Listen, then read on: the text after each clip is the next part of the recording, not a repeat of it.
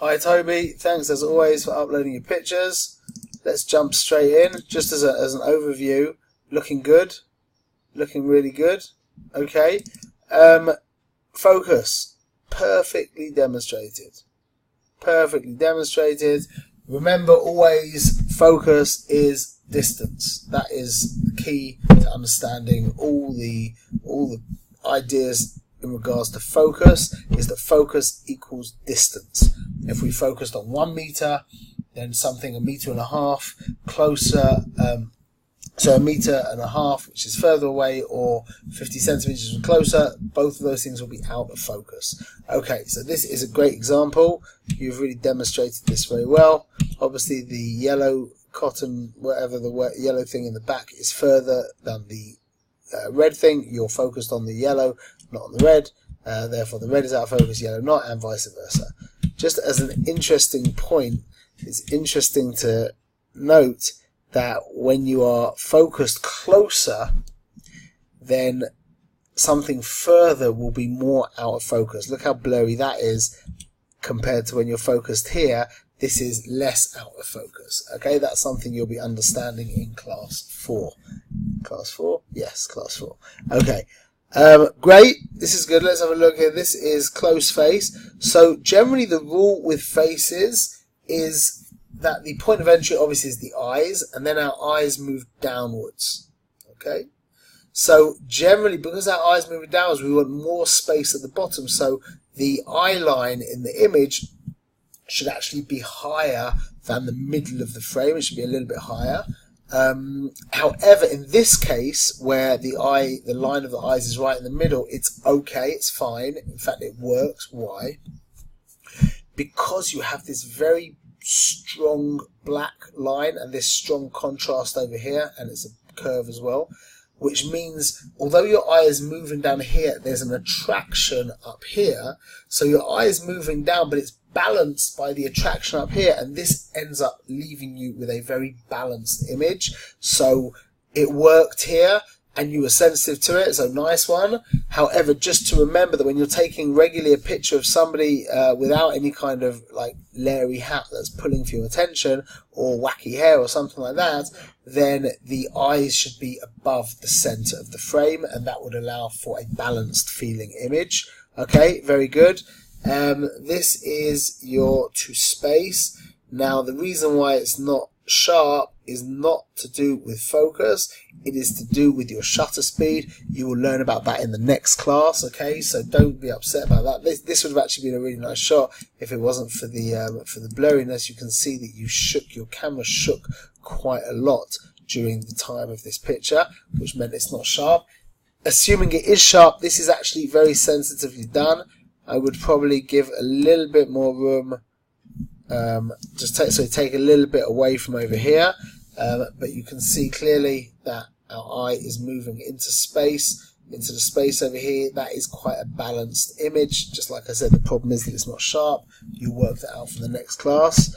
Okay, a third. So that is not quite a third. That is more like a third. Maybe a teeny little bit. No, that's a third. The concept of the third means that you need to gauge your entire subject. So it's not always that the middle point of your subject is the actual middle of the subject in regards to the balance of the subject. The teddy bear is pointing this way to the right side, yeah, which means the actual balance, I think that the balance of this image is actually around here. So that looks to me basically like a third.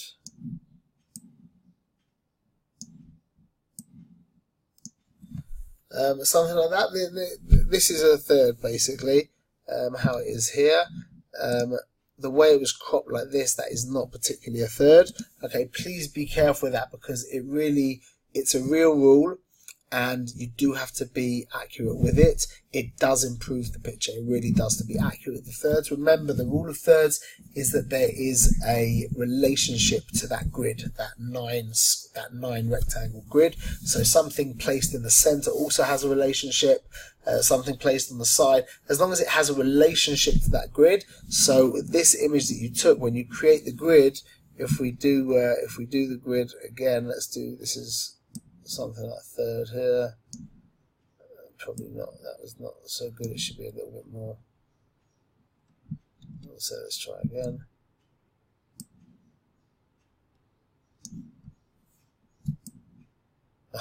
I don't know why I pressed it then.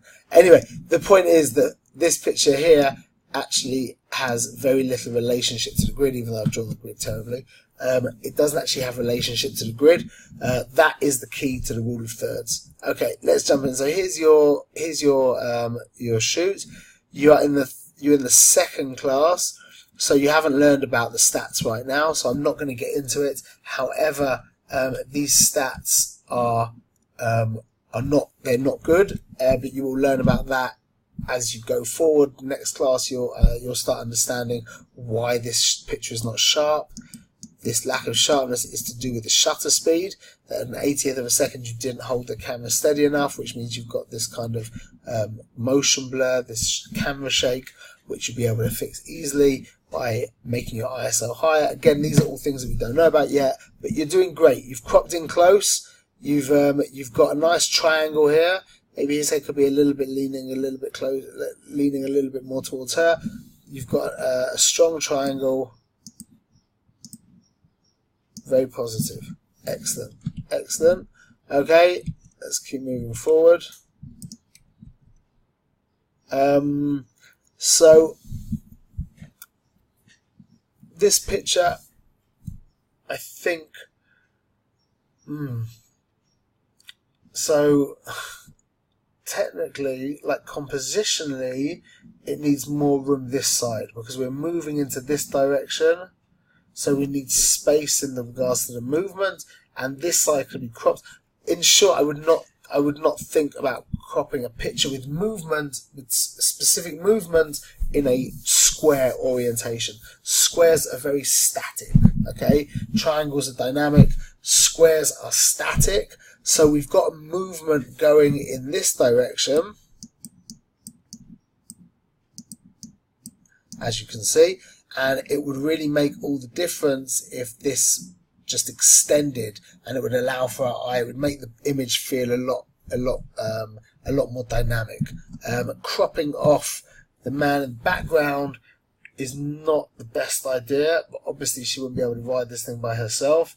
This is quite a difficult picture to take. I don't know exactly how I would tackle this picture. I'd probably do a head-on picture and have them coming towards me. Okay. Let's look here. So I appreciate the composition here. This is actually a fine composition. It's not, I mean, subject-wise, it's not much of a subject, but I really do appreciate the composition. I might crop in a little bit closer. The problem is these lines coming out is not the best idea. Not the best idea. But it's not, that's fine, that's fine. But I do appreciate the composition here. Stats again, as you're going to see as you go forward, you're going to see that there are issues with the stats here. You're focused on the tsitses in the back, I think, more than the front. But yeah, that's a nice shot. Well seen. Okay, this is very cute. It's lovely. Looks like my daughter with a bang on her head, as my daughter always has. Now, one thing we could do to improve this would be a little bit more room on this side. Our point of entry is her face, obviously, as we learned. Now, what happens is our eye comes around here. The actual, let's just show you here.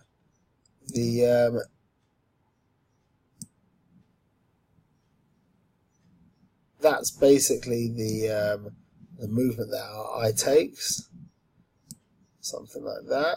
So I think it would be a bit better if we would actually crop a little bit from here off, which makes, remember, if we want to make this area bigger, if we crop away from here, it actually has that effect. You see, that's actually a great shot. I quite like the light on her. and we've got a really good gaze. The stats are actually very good here. Stats are very good. Good gaze, good movement this way. Great shot. I like that. A little bit underexposed. We could brighten that up in post. That's not such a big deal. Okay, this is also a nice shot. The reason why it's not sharp again is that it is the shutter speed is not quick enough. Again, you'll learn all about that in the next class, and you'll be able to fix that very easily. But the attention to the sensitivity, to the directions, and the balance of the image is there. That's great. This is you're in a good place. You're doing well. I would crop maybe a little bit off the edge here and add a teeny bit more over here, or conversely go for a more square crop, leaving a little bit more room over this way. Gives it a good feel. That's fine. Okay, I think we're going to take this one into Lightroom. That's a great shot, but let's take this one into Lightroom. See what we can do here.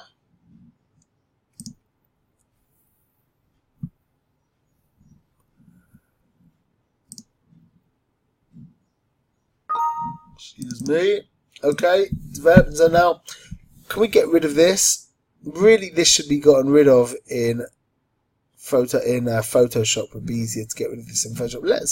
Let's do our edit.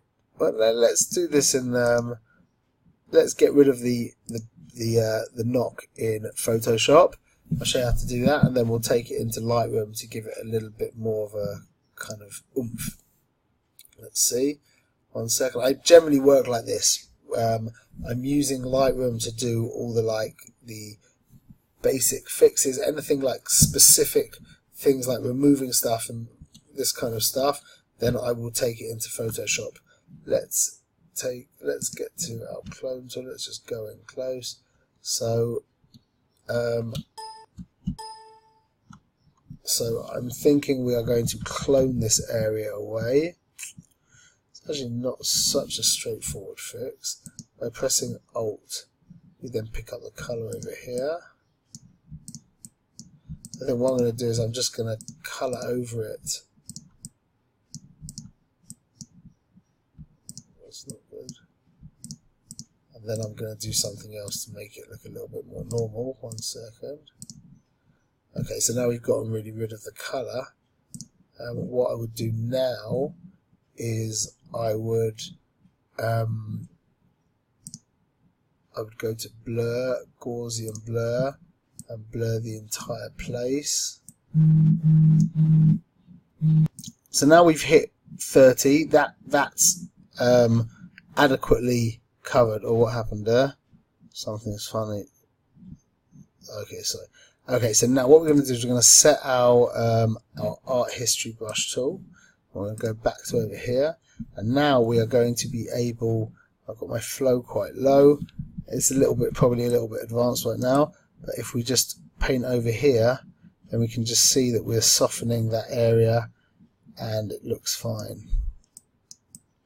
But while we're here, we can just soften a little bit more of the area around here. That's great. Let's take a little bit of soften the cheeks a teeny little bit. Okay, and I think also we could get rid of this blemish as well here very easily. That's great. Okay, so then I'm going to close this, and now it will get fixed in Lightroom. Now I need to open this again in Lightroom. Let's see that Lightroom needs to, because it's already been imported. So now, it's been updated in Lightroom. Okay, great. So now what I would do here is I would brighten her face a little bit using the, and it's gone back. Okay, this is the kind of problem that you'll bump into in Lightroom, in that I fixed this in a different program. Now when I take it into develop, it's going back to what it was. This is a very common issue in Lightroom. The way to deal with this, is great to see this just for the point of it, is to really get rid of all of everything from here. So I just right click, went to remove. It will get rid of everything from my from Lightroom, which means it's now empty. I can go back to here now, open with Lightroom, and it should be okay now. Let's see what happens. That's a very good thing to see, because that can be a lot of frustration, cause a lot of frustration for people. Okay, there we go, and it's all fixed, and we're back in with the fixed picture. I'm going to just brighten her face very quickly, just a teeny little bit. Okay, and I think I'm going to drop the clarity down. I think also that I want to make a radial tool over here. I want to really emphasize her face and de-emphasize everything else. This is becoming a very nice picture. 1 second. I think that's great. I think we can just add a teeny little bit more to the to her eye. Just enhance the eye a teeny bit. Very good. Just press H to get the pins away. Excuse me. Okay, let's just have a look. We went from here to here. Subtle, but really made a difference. Great. Excellent stuff. Looking forward to seeing what you do for us next week. Okay, all the best.